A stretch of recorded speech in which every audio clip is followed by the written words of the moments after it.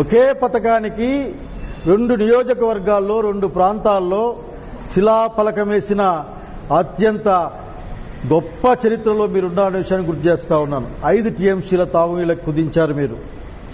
ఈరోజు మీరు ఏ విధంగా అసలు హంద్రీనీవా నాదే అని చెప్పుకుంటున్నారో మాకు అర్థం కావడంలే. రాజశేఖర రెడ్డి గారి యొక్క ఆలోచన, ఆ పని పూర్తి చేసే ఆలోచన, తదనంతరం ఆ రాజశేఖర రెడ్డి గారి అనుచరులుగా ఉన్నవాళ్ళు, వారి భావజాలంలో ఉన్నవాళ్ళు కర్నూలు నుంచి, మాల్యాల నుంచి జీడిపల్లి వరకు 40 టీఎంసీలు దాదాపు పైగా ఎంత వీలైతే అని తీసుకొచ్చిన ఉద్దేశంతో నీళ్లు నడిపించుకొని తీసుకొని వచ్చాము ఇక్కడికి. మీకు గుర్తు లేకపోతే నేను చేయగలిగింది ఏమీ లేదు. ఎందుకంటే మీరు చాలా కన్వీనియంట్గా మర్చిపోతారు. రామారావు గారిని మర్చిపోతారు, రామారావు గారు చేసే అన్యాయం మర్చిపోతారు, 2 శిలాఫలకాలు మర్చిపోతారు.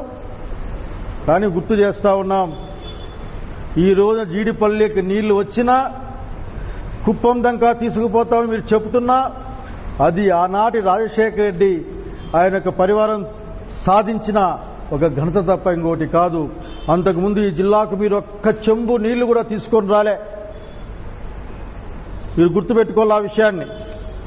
అట్లాగే వెయిట్ చూశాం మీరు చాలా రోజులుగా ఇక్కడ ప్రజా ఐక్య వేదికల మీద అనేక సంస్థలు ఉద్యమాన్ని చేస్తూ ఉన్నాయి.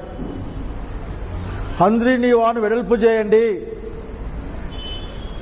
కేవలం 3,600 కాదు 10,000 క్యూసెక్కులకు అనుకూలంగా హంద్రీనీవాను వెడల్పు చేయండి, ఆ లైనింగ్ పనులు ఆపేసేయండి, వీలైన ఎక్కువ నీళ్లు తీసుకోండి, కరువుతో అల్లాడే రాయలసీమ జిల్లాకు తీసుకెళ్లండి, అతి తక్కువ సమయంలో బ్యాక్ వాటర్ని ఎక్కువ తీసుకొని ఈ జిల్లాల యొక్క దాహార్తిని తీర్చండి మీరు అని అడిగాం. లేదు నేను పూర్తి చేస్తాను, ఖరీఫ్ కల్లా నీళ్ళు ఇస్తానని చెప్పిపోతే పెద్ద మనిషి ముఖ్యమంత్రి గారు పాపం ఖరీఫ్ అంటే చాలా దూరం ఉందనుకుంటున్నాడు.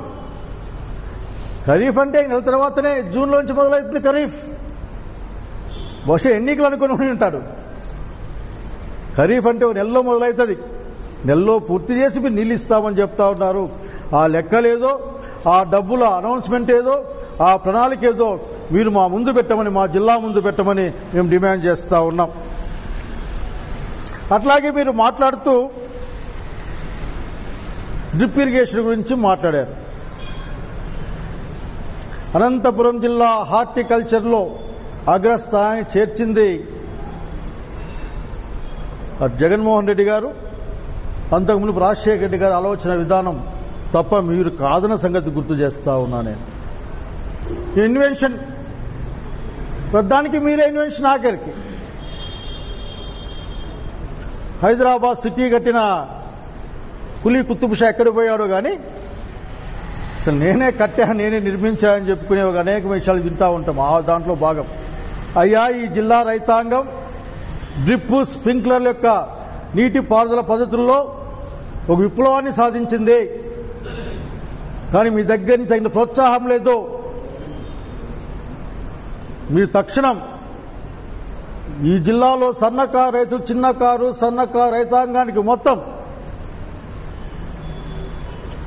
100% ఫ్రీగా డ్రిప్ ఇరిగేషన్, స్ప్రింక్లర్ ఇరిగేషన్ ఇవ్వాలి.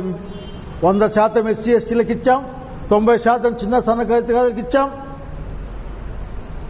అట్లాగే ఎవరికైనా సరే 70% సబ్సిడీ అని ప్రకటించాం. నిజంగా మీకు మా జిల్లా మీద ప్రేమ ఉంటే చిన్న సన్నకారు రైతాంగం అందరికీ కూడా ఉచితంగా కాల పరిమితికి లోబడిన డ్రిప్ ఇరిగేషన్ ఇవ్వండి, స్ప్రింక్లర్ ఇరిగేషన్ ఇవ్వండి. పెద్ద రైతాంగం అంటే మా దగ్గర 30 ఎకరాలు ఉన్న లాభం లేదు. ఇక్కడ వాళ్ళకి 90% సబ్సిడీతో ఇవ్వమని చెప్తా ఉన్నాం. మీరు ఇంకా ఆలోచన మర్చిపోయారు చంద్రబాబు నాయుడు గారు. అదేంటంటే ఈ వ్యవసాయంలో బహుశా మీకు వ్యవసాయం తెలియదు, ఎందుకంటే వ్యవసాయం పట్ల మీకు తక్కువ దృష్టి ఎప్పుడూ ఉంటుంది. వ్యవసాయం దండుగానే భావంతో చాలాసార్లు మాట్లాడారు మీరు. మీ పరిపాలనలో, మీ యొక్క పాలనలో 2 కోట్ల మంది పైగా దాదాపు వ్యవసాయాన్ని వదిలేసాను ఒక లెక్క ఉంది మా దగ్గర, అంటే ప్రపంచం ముందర. మీరు ఆ రోజున ప్లాస్టిక్ పైపులు 300 రూపాయలకు వచ్చేది, ఈ రోజున 1800 రూపాయలు ఉన్నాయి. కనుక అనంతపురం జిల్లా రైతుకు అన్నింటినీ 90% సబ్సిడీ ఇచ్చే విధంగా ప్రయత్నం చేయాలి. చిన్న రైతులకి ఉచితంగా ఇమ్మని మేము డిమాండ్ చేస్తూ ఉన్నాం. ఇంకెంతో కాలం లేదు ఆఖరికి హంద్రీనీవ సుజల స్రవంతి అనంతపురం జిల్లా కళ్ళ పంటది ఆఖరికి. ఈ జిల్లాలో అన్ని చెరువులకు నీళ్లు ఇవ్వాలి. మీరు కాలువలు తవ్వేది ప్రారంభించండి. కేవలం కిందికి నీళ్లు బరబరా తీసుకెళ్ళడానికి లైనింగ్తో కూడిన ఆ ట్రిమ్మింగ్ కాదు, ట్రిమ్ చేస్తారే అట్లా ట్రిమ్మింగ్ కాదు, దాని వైశాల్యాన్ని పెంచమని అడుగుతున్నాం, డిమాండ్ చేస్తూ ఉన్నాం. ప్రజల అభివృద్ధి కోసం ఉండాలి. ఆయా డిపార్ట్మెంట్లు ఆయా విభాగాలు మరింత గొప్పగా పనిచేసి ప్రజా జీవితంలో మెరుగులు తెచ్చి మంచి ఒక వెలుగులు తెచ్చి ముందు తీసుకెళ్లే విధంగా ఉండాలి. ప్రతి పౌరుడు గుండెల మీద చేసుకొని ప్రశాంతంగా నిద్రపోయే వాతావరణం ఉండాలి. ప్రజా హక్కులు కలిగి ఉండాలి, ప్రజాస్వామ్య విలువలు కలిగి ఉండాలని వాళ్ళకి రిక్వెస్ట్ చేస్తూ ఉన్నాను. ఆలోచించుకోమని కోరుకుంటూ సెలవు తీసుకుంటా ఉన్నాను. నమస్కారం. మన ఉమ్మడి జిల్లా సంబంధించిన మురళీ నాయక్ గారు భారత పాకిస్తాన్ మధ్య జరుగుతున్న కాన్ఫ్లిక్ట్లో యుద్ధంలో అమరత్వం పొందారు. నిజంగానే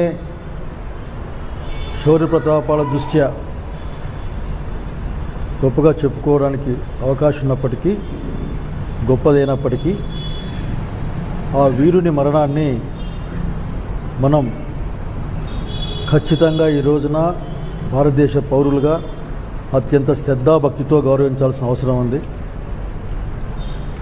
ఖచ్చితంగా వీరమరణం పొందిన నాయక్ గారు వీరలోకానికే చేరుకుంటారు. వారి ఆత్మ ఎప్పుడు సంతోషంగా ఉండాలని భారతదేశ ప్రజల తరఫున, అట్లాగే వైఎస్ఆర్సీపీ ఆంధ్రప్రదేశ్ జిల్లా తరఫున నేను కోరుకుంటా ఉన్నాను. వాళ్ళ తల్లిదండ్రులకు, వాళ్ళ కుటుంబానికి కూడా ఒక మనోధైర్యాన్ని ఇవ్వడానికి ఇప్పటికే మా నాయకుడు జగన్మోహన్ రెడ్డి గారు పరామర్శించున్నారు. మా పార్టీ నుంచి తగిన కార్యక్రమాలు చేపట్టబడతాయి. అంతేకాకుండా రాష్ట్ర కేంద్ర ప్రభుత్వాలు కూడా సంయుక్తంగా అండగా ఉండాలని, వారి కుటుంబానికి ఈ సమయంలో ఖచ్చితంగా ధైర్యం అన్నది పాదుగొల్పేందుకోసం ఆ విశ్వాసాన్ని దేశం కల్పిస్తుందని భరోసాతో చెప్పుకుంటూ, అట్లాగే వారి కుటుంబాన్ని ఈ కష్టకాలంలో వాళ్ళతో మనమున్నామని చెప్పుకుంటూ వాళ్ళ కుటుంబానికి ప్రగాఢ సానుభూతిని తెలియజేస్తూ ఉన్నాను.